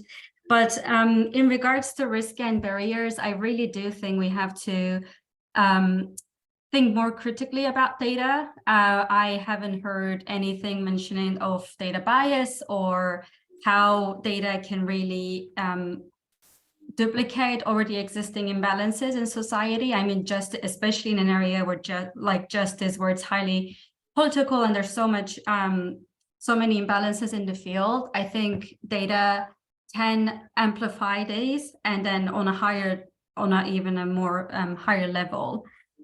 So definitely the risk is, I think, to think data as just this magical tool that once we have enough of it, it will just show us the reality and we will be able to understand everything clearly, which is an amazing promise, but it's not true. And I think we really have to remind that ourselves. And the other thing I would like to highlight, again, going back to bias, we know that all data are created, right? Like these are the structures that we decide as human beings, what is being measured, what is justice, what are the categories we fit people into, and we really have to question the structures of it on a very high level. And when I'm hearing all these amazing reports and they're really showing big numbers, but I would like to, again, I would love to see about more of the methodology, not only on the metadata level, but also how are these categories are defined, who is funding this data collection, who is creating this report, how are these relationships exist, and what is this data really serving, which is, I think, a very important point, but it's also a barrier for us to really use data in a more fair and just way. So going more on the optimistic side, opportunities, I think areas like this where we really have the ability to highlight the importance data, but still critically understanding its role and that acknowledging it's not a one-size-fits-all solution. What I see is that there are more attention now coming to data literacies and understanding that we really have to look at data from a different perspective, the interdisciplinary research that's happening that I see very essentially giving me hope. And when it comes to solutions, I mean, I don't really want to be solutionist. I think there's so many organizations doing amazing work, and this is a huge problem that we have to tackle collectively with little projects, with little conversations that can just then add up to a higher level. But on a bigger level, I think we really have to promote the message that yes, data is important, but let's acknowledge its gaps and limitations and understand that all data are biased inherently by the way that we are the ones who are creating it. And how can we still acknowledge these biases, but use the great potential data can give us, essentially, as mentioned before, like really highlighting some points that we would have missed otherwise, or maybe having a more unified way of understanding global problems. Thank you so much, Gulshan, and very important points for us to always remember that data is created and it contains all the biases that all of us have within ourselves. Maybe I'll move on to you now, Matthew. Matthew Burnett is the Senior Program Officer for Access to Justice Research Initiative at the American Bar Foundation and is a visiting scholar for Justice Futures at the Arizona State University. He is also the co-founder and senior advisor for Frontline Justice, an effort to democratize the law and reimagine the future of justice work. Matthew, thank you for joining us. The Justice Data Observatory, which Adrian was also referring to or alluding to, is a recently launched initiative. Could you tell us more about this exciting intervention and how it seeks to harness some of the opportunities and address some of the challenges that have been outlined by speakers? Sure. Thanks, Swati. So maybe I'll start a little more optimistically about some of the things I think we know in order to talk about some of the things that I think we don't know or where evidence needs to be bolstered. So the first thing I think we know largely through people-centered legal needs studies is that legal problems are ubiquitous. So, we know that every group is affected, and we also know that marginalized groups are disproportionately affected. So folks who are with low incomes, or folks who are minoritized around religion or race or ethnicity or gender or disability. We also know that responding to justice needs is critical to human flourishing. So people need a place to live, people need access to livelihoods, people need to be able to care for the people who depend on them. And as Betsy said, we know that very few justice problems actually make it to formal law. And beyond that, even more challenging is that many people don't actually understand their problems to have a legal dimension. And so I think, all of these things are things that through a focus on data and evidence, we've been able to build over the last few decades. And we have an increasingly sophisticated understanding of the problem space, but I think we lack data and evidence around the solution space. And so that's the area that we're really focused on. And I think what's a critical question is, what is a just solution? How do we connect people and communities that are incredibly diverse globally and often, sort of divided and across jurisdictions to just solutions? And so when we're thinking about this, first, I think to respond to this challenge, we need to develop an evidence-based understanding of people's experience with the law, people's and communities' experience with the law, and their ability to connect with effective, scalable, and sustainable solutions. So when we think about just solutions, we think about evidence-based solutions that are outcome-focused and are effective. They meet whatever goals they have. They're scalable and they're sustainable. And with this sort of framework, it allows us to think not only about, is this service providing a service to an individual or community, but also is it something that can scale up? And is it something that we can sustain over time? And I think those are the major challenges when we think about not just the data and the indicators, but what works. We need to be thinking about, how do we actually expand services? How do we grow those services? And how do we make them sustainable? So an enormous challenge here is that there exists very little data globally. So this is the focus of our conversation today. And to support an evidence-based understanding, we need data. The challenge from the perspective of policymakers then is that this means that policies are based on evidence that is frustratingly incomplete, right? For researchers, it means that we might produce evidence, or researchers who might produce evidence, the lack of shared and accessible data means that researchers who want to produce use-focused knowledge, actionable knowledge, have to invest resources and time in developing new and unique data sources about specific activity in specific contexts. So there's no shared framework. Each researcher is going out, doing data collection, doing data analysis, and it's an incredibly inefficient way to do this. And then even where they exist, these often unique studies are not in conversation with one another. And so there's neither a connected community of research practice, nor is there an evidence base to support those conversations. So we think that this is where Justice Data Observatory can actually play a role and make a contribution.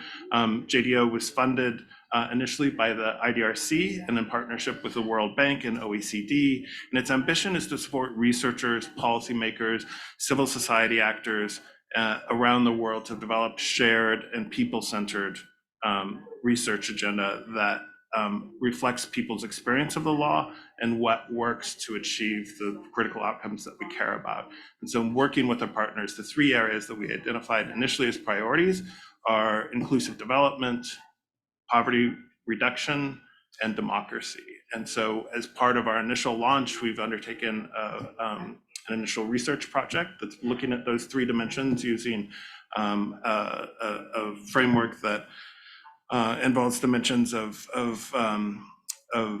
inclusiveness, civil justice function, and GDP or income based on World Bank data, and tried to understand the literature that exists already in the context of those dimensions, so that we're actually framing what exists as research as part of existing indicators or indexes that actually tell us something about how we want that research to impact the world. And so our hope is that this will lay the groundwork for a better understanding of where and how to invest in research, so researchers and research centers, but also develop a more robust global research community focused on people-centered access to justice. Thanks, Matthews. I think this was very, very useful, and thank you for your comments. I think this importance of having a shared research agenda is something that comes up again and again. And even as we all talk about it, I mean, recently, so you have this initiative, which is amazing. Justice Action Coalition is thinking of its own shared research agenda. And then World Bank has recently launched its global practice. And I'm like, now we have 3 different groups with similar partners talking about a shared research agenda, and how do we align these efforts. So I think, yes, for all of us to be mindful that we need to be talking to each other, maybe speaking off the same page, at least, even if it's not the exact same methodologies, exact same tools, at least a framework. Much of the data is not comparable. What you collect in one country cannot speak to what is being collected in another one. So much data is collected as part of the programs that we do. I mean, with the evaluation reports, the PEAs, which are all in our little project boxes and never come out and are never shared, and we never talk to each other, and they don't feed into this infrastructure. How do we get to where, where other sectors like health and education are, where we are at least speaking of the same page, singing off the same song sheet, as David Stephen would say tomorrow, probably. Some of the other things that I felt were perhaps not as much touched upon, and very happy also to hear from panelists, participants, and I know there's a young person who wants to come in a bit. We haven't talked as much about how difficult it is sometimes to collect data for those who are most at risk of being left behind. And it's how do we get a sense of, what is the methodology to talk to children, those living with psychosocial disabilities. I know UNDP in Asia Pacific had looked at methodologies to reach and speak to women who, and I don't know if Doreen is here online today, and I'm so sorry that we don't have much time, but there are these methodologies. HiiL has been looking at how we talk to refugees, and it's important for us to think about, not just in terms of surveys and quantitative data, but how do qualitative data, the stories that civil society collects, how does that feed into this infrastructure? So I was wondering if this name is Oshish? Oshish, if maybe you could come in. I know that you want to come in, but if then after that, either the panelists want to reflect on this, or if there is anyone from the online who might want to do this. Hello everyone. So thank you everyone for your beautiful insights, presentations, experiences. I got to learn a lot about data and information regarding justice and justice gaps. So I am Osis, a 15-year-old child delegate from Nepal, also a part of Pathfinders, Justice for Children, Justice for All. So I'm interested in knowing more from presenters about how children's justice needs are measured. Like, for example, according to presentations by Daniela Barba, 1.4 billion people are in justice gap, but this data does not include children.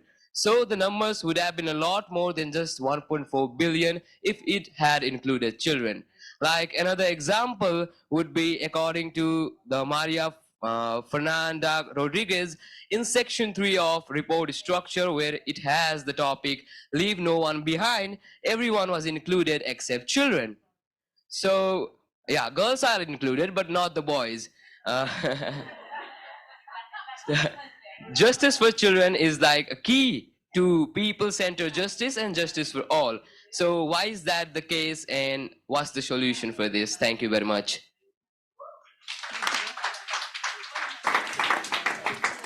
Thank you, Ashish. And I know that both OECD and the Working Group on Justice for Children is looking at methodologies and how we measure this, but I don't know if someone wanted to come in now.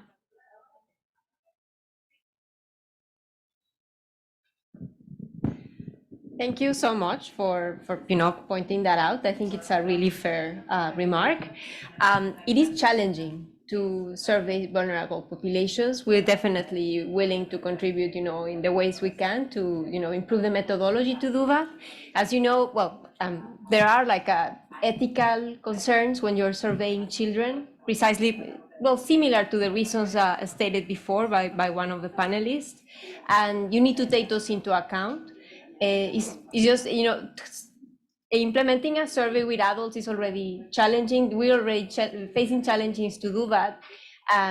Fair point, we do need to take into account also children, but it is, I don't think it's a lack of will, it's more like a lack of means to do that.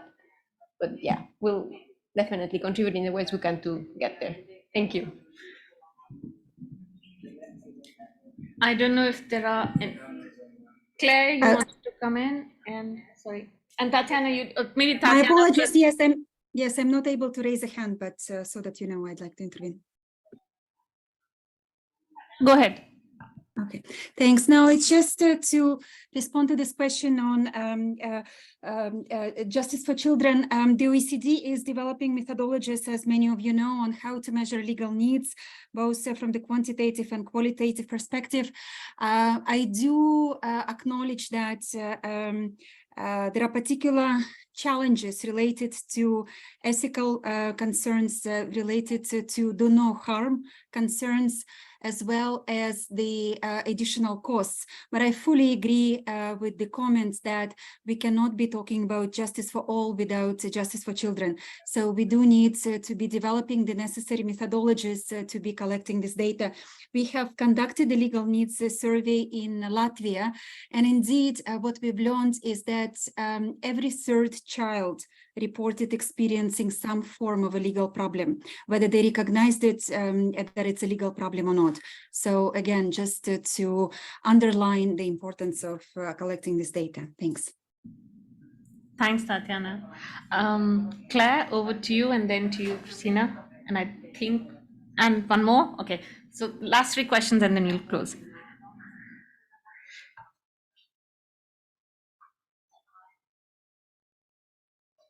Hi, I'm Claire Manuel from ODI in the UK. Thank you very much, everybody, for such a rich set of presentations and contributions from the panelists. And it's amazing to see so many people here excited about justice. I love what you said, Maria, about your dream being to make justice known. I think that's fantastic. I've got a very specific question. Our research at ODI is focused on how you finance access to justice. And of course, a key part of that is understanding what the justice gaps are. And for us, people-centered justice needs surveys have been an absolute critical resource, and they've clearly been game changers in our understanding of what's going on. Our research is focused on lower income countries. And Daniela, I think it came up from one of your initial slides from your atlas of legal needs surveys. One of the problems we're facing is that there are not very many of these surveys in lower income countries, and the surveys that there are quite old. Most of them date from about 2018. And it was great to hear Martin talk about what's happening in Kenya. I think HiiL have also just released legal needs surveys in, I think it's Tunisia and Nigeria. So clearly there is something going on in lower income countries. But I just wondered whether WJP or HiiL would like to comment on how we can make sure that those countries aren't left behind in terms of data, and how we can increase both the reach of legal needs surveys and their frequency in lower income countries. Thank you. Thanks, Claire. I'll take 2 more questions and then back to.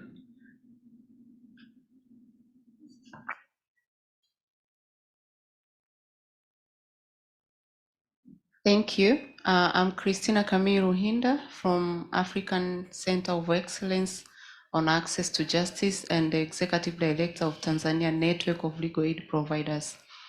Thank you so much for great presentations and the insights we have just had. So to me, it looks like goal 16, it cuts across all goals, but it is given less priority. What are recommendations from the research that has been done to make it more a priority? Thank you. Thank you.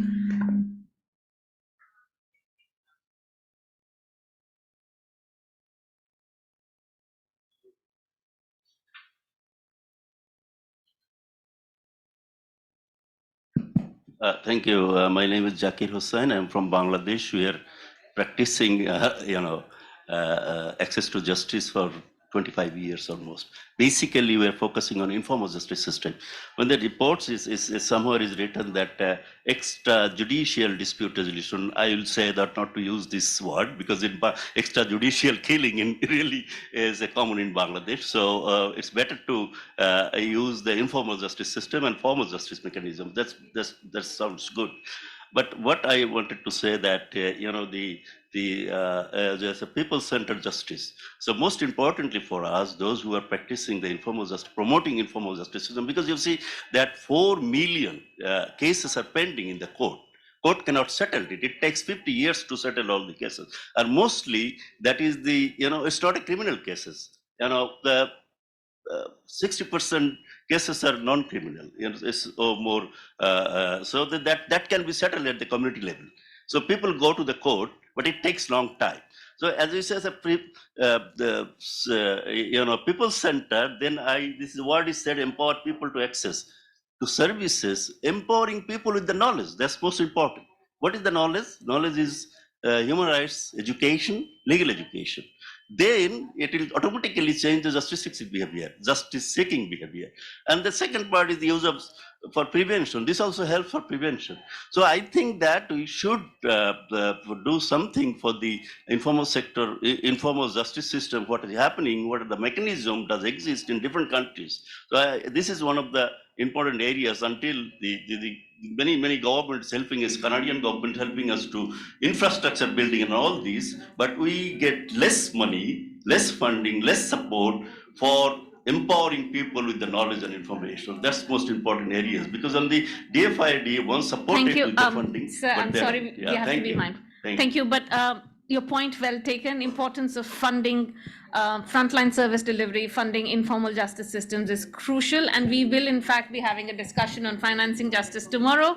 So please do join us for that. Revai, you wanted to come in for a last comment. Thank you. Thank you so much, Revai Orbek, Senior Advisor for Justice and Security at UNDP. My question actually also builds onto your point that I think in addition to the financing of customary informal alternative dispute resolution systems, I think it's also about collecting data on these systems, because I do think that we do have a bit of a gap there.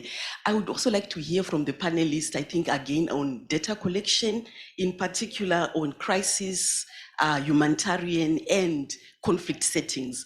As UNDP, we are programming in quite a number of these contexts. It is complex, it is difficult, but it could be interesting also to hear what are the experiences of the other organizations. There's not much time for me to share some of our own insights, but hopefully yet another opportunity. Thank you.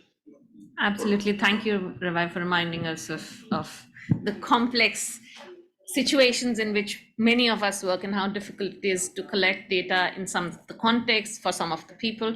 But I will now maybe, do you want to come in, Betsy? Thank you. Sure, I'll jump in and answer at least some of these. Great points. The importance of increasing data collection, particularly in low-income countries. I really want to underscore the importance of the Justice Action Coalition as a catalyst for this to generate resources and investment in this area, but also the importance of something we've heard from some of the speakers today about collaboration of not just making this a to-do for the justice sector, but collaboration with other sectors in order to build legal needs surveys into other survey instruments or data collection that's being undertaken by other agencies, and the particular important role that planning and budget processes can play in many countries, and getting buy-in from those actors to support this kind of research can be critically important. How do we make the case for a higher priority around Goal 16? I think the work that we're talking about here today is really important, particularly the connection that this kind of data and evidence helps us make between Goal 16 objectives and other goals, health, poverty, and so on, that we can broaden constituencies and underscore the kind of foundational importance of Goal 16. And I really appreciate the points made about informal justice and preventive approaches. Couldn't agree more. And again, that's an important reason for building collaboration across sectors, because we are never going to close the justice gap if we don't build in those kinds of solutions and delivery of those of justice by working in partnership with those in other sectors with preventive strategies. Maybe Daniela wants to speak to the issue of data collection in conflict settings. Sure. Yes, this is, I guess, tapping again on the same question of the challenge of collecting data in these settings, the extra resources that it may take to do this. I guess one example that we can think of, and maybe Laura, you can speak to it, is the case of Colombia, right? Like the way that this has been part of like a government or institutional effort in the context, in the post-conflict setting in Colombia. It can be done, but again, I guess it would be an issue of reiterating the extent to which collaboration matters and the right timing, I suppose. I don't suppose it's something that can be done in every point in a conflict. It's a particular timing that also might matter. Do you wanna comment? Okay. Thank you, Betsy. Thank you, Daniela. I am mindful of the time. We are at time. It's 11:30. We have some people hostage there, online people we can't do anything with. But if you can stay on for another 5 minutes, we'll try and wrap this up. I just wanted to go back to other panelists and just see, I don't know if Martin, you wanted to come in, had some thoughts there, maybe 2 minutes. Thank you. Yeah, on Claire's point, I think it's absolutely critical that data gathering and insights become part of people-centered justice strategies. They're not seen as some sort of one-off project. So whether it's developed country, I think the sustainability is about embedding evidence-based into the whole people-centered justice strategy, and then it should become way more than just a project.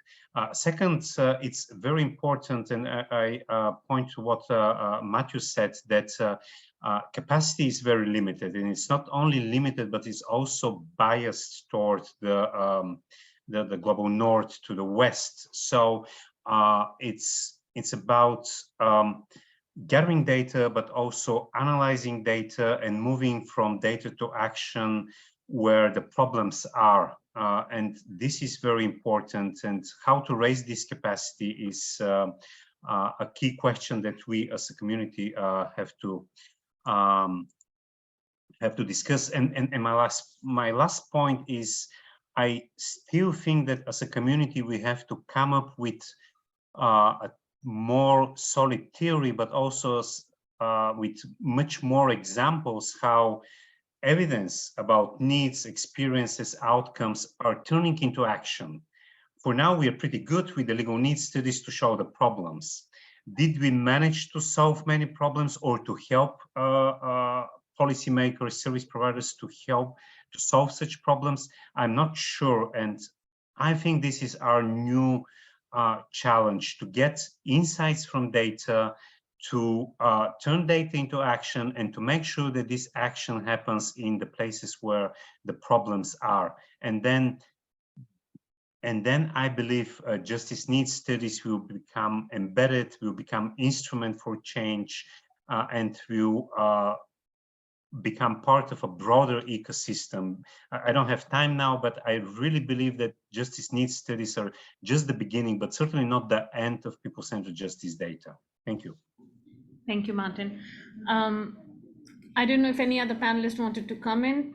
Tatiana, or, Matthew, you wanted to come in. Well, I absolutely agree with everything that Martin just said. The other thing, I think, on investment, from a policy perspective, the fundamental question is invest in what? And we don't have data and evidence to support that position. And I think that's critical to what Martin has just said. legal needs studies are the starting point, but we have to move from that, understanding the problem space, to actually having data and evidence on what works or impacts that are happening in the field. And I think as much as we're investing in these different alternative strategies and informal and customary systems, we have to be measuring that so that we actually understand what the impact is, so that we can answer that question of invest in what. Absolutely. I'm looking at the screen. I don't know, Gulshan or Tatiana, if you wanted to come. Otherwise, I will. Yeah, I can just make a really quick point. I think it's really important that we have to talk about data justice when we're talking about justice data. So data justice is really being the fairness all throughout, from the collection up until the governance, how data is moving through that life cycle fairly and equitably. And I think we really have to think, yes, data collection, but it has to be non-extractive. It has to be in mind that nothing for us without us. One of the mottos with many activist groups are embracing, and now we're seeing more and more indigenous data collectives, for instance. They're really taking issues in their hand, and they are building a whole data system essentially to really understand their own community's problems, but also to connect that point. The trust needs to be earned. And I think one of the problems we're seeing, that even if data is available, if people who are represented in data or affected by it don't agree with the way data was collected, or don't see the potential, or don't understand why it's happening, why they're being year after year, they're being surveyed, their data is collected, but they don't see anything happening, or it's not being explained, then I think it will be even more difficult down in the line to have more data on issues that are very critical to these people's lives. So I think yes, to all these problems, but on a higher level, we really also have to question our own practices and assumptions on how we think about data and how we build the whole infrastructure and governance models around it. Absolutely. Thank you, Gulshan. Yeah.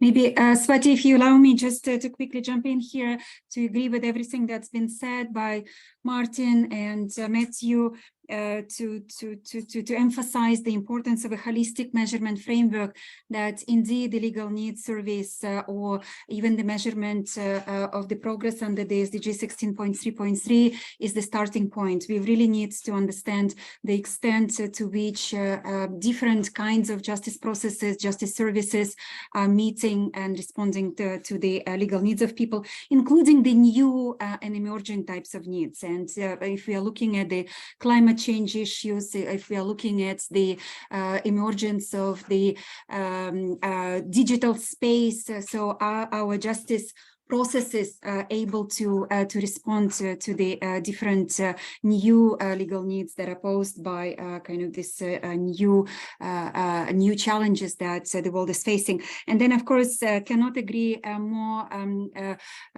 with the importance of developing a sound framework for governance of justice data. We are working with quite a few countries to really think through the main principles, given the multiplicity of justice actors, and really look forward to engaging all of you in this conversation, because given the multidimensionality of this data, and also the importance of involving everyone. So, and also fully agree that we are in the embryonic stage when it comes to developing a data governance framework for the justice system. So much work ahead of us, but looking forward to continue this conversation. Thank you. Thank you so very much to our presenters, to panelists, to all of you who joined us today. Thank you so much for your time, for your insights. I am not even going to try and summarize this, also because of time constraints. But very quickly, some of the key things that we heard. It's important to have data. We know that what gets measured is what gets improved. The justice sector has arrived late to this game, but we are making a good start. The fact that we have legal needs surveys, and Claire highlighted the importance of this, and that they're available. I mean, it's amazing to be able to go to your website, have that atlas there, and be able to see who's doing what kind of data is there. In the absence of this, we would not even know what the scale of the justice needs is, let alone how to address this and what does that mean in terms of being cost effective. How do we go to scale? We need more data, we need more disaggregated data, we need inclusive data. We shouldn't be leaving someone behind. Sorry, did you? We need more kinds of data, qualitative data. Stories are very important. We need to be more participatory. Gulshan, thank you for reminding us that, we shouldn't be extractive. How do we collect data, and then how do we use, and are people whose data we are collecting, are they a part of the story? And is the data that we collect, is it publicly available? Is everyone able to use it? We need to have agreed and shared frameworks. What gets measured, how, by whom, how is it used? Collaborative approaches are crucial. How do we turn data into action and solve problems? What are the solutions which work? All of this needs to be done, but as some of the conversation and research which is coming about with ODI, as important as it is, as we continue to do this, be mindful of, we do know of certain things that do work. HiiL had some of the game changers. There are some frontline services like paralegals. We know they work for prison paralegals. Let's also, at the same time that we are collecting more data, let's think about how we start investing into things that do work. And let's be guided by data and evidence to make a difference in people's lived realities. I will now close just to remind everyone, tomorrow we have another interesting discussion looking at justice financing. We hope to see many of you there, online and in person. And I will close now by thanking once again the Permanent Mission of UN for providing for France to the UN. This is what happens when you're trying to run like a train. For hosting this event, for providing us this space, to the Ministry of Foreign Affairs for Netherlands, for your support to the event, but also for the support to the justice sector, to the public, to the people-centered justice movement in general. It has meant a lot. Thank you for joining us, and let's go out and maybe have some food for people who are in person. Online people, thank you so much for joining. It was great to have you.